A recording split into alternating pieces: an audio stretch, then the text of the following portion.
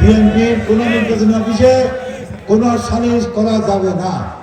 আমার নির্বাচনী অফিস যদি রেখে কেউ সালিশ করে তার বিরুদ্ধে আমরা তড়িৎ ব্যবস্থা গ্রহণ করি, কারণ আমরা এই গ্রামে সালিশ করার জন্য এই অফিস করা হয়নি। নাকি এটা মনে দেখবে? ফেসবুকে লেখা দেখা এভাবে হবে না।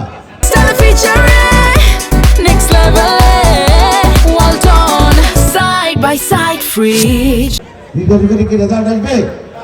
সকলে মিলেমিশে ভোট করতে হবে, যে কোনো ভোট। অতএব ভোটের আগে নিজেদের মধ্যে তৃপ্তিতা তৈরি করার যারা চেষ্টা করে, আমি তাদের চেষ্টা করব। আর আপনাদের অফিসগুলো নির্বাচনের সময় আমরা অনেকগুলো অফিস করছি না নির্বাচনের সুবিধার জন্য, নাকি? নির্বাচনকালীন অফিসগুলো এখন আর দরকার নাই, এখনকার নির্বাচন নেই। সেই অফিসগুলো বন্ধ করবেন, পরবর্তী নির্দেশ নেওয়ার পর্যন্ত বন্ধ রাখবেন।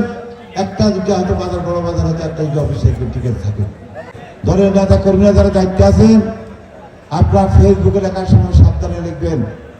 অনেক সময় অনেক সত্য ঘটনা আমার দলকে ক্ষতিগ্রস্ত করে, নাকি? অতএব লেখার সময় চিন্তা করবেন আপনার লেখা দলের কোনো ক্ষতি হবে কিনা। যদি দলের ক্ষতি হয়, আপনি লেখাটা ফেসবুকে না লিখে আমাদের কাছে জানাবেন, আমরা ব্যবস্থা গ্রহণ করি। কোনো অভিযোগ থাকলে আমাদের নেতাদেরকে জানাবেন, আমরা ব্যবস্থা গ্রহণ করি। কিন্তু আমাদের দলের আভ্যন্তরীণ বিষয় আপনি ফেসবুকে লিখে কাউকে বড় করবেন, কাউকে ছোট করবেন, এটা কিন্তু আর কিন্তু খেলা করা হবে না। আমার মনে হয় একটা কমিটি করা উচিত, এইটা যারা কলেজের বিরুদ্ধে ব্যবস্থা গ্রহণ করা।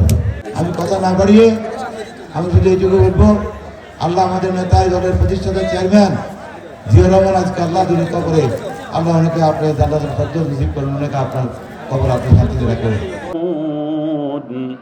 وسلام على المرسلين النار رب ارحمهما رب العالمين খাস করে আল্লাহ আমাদের মধ্য হতে যাদের আব্বা رب ارحمهما মুহূর্তে ইফতারকে সামনে রেখে রব্বুল আলামিন তোমার আদেশে আল্লাহ তুমি আমাদের সকলকে রব্বুল আলামিন মাফ করে দাও। আমিন। والحمد لله رب العالمين।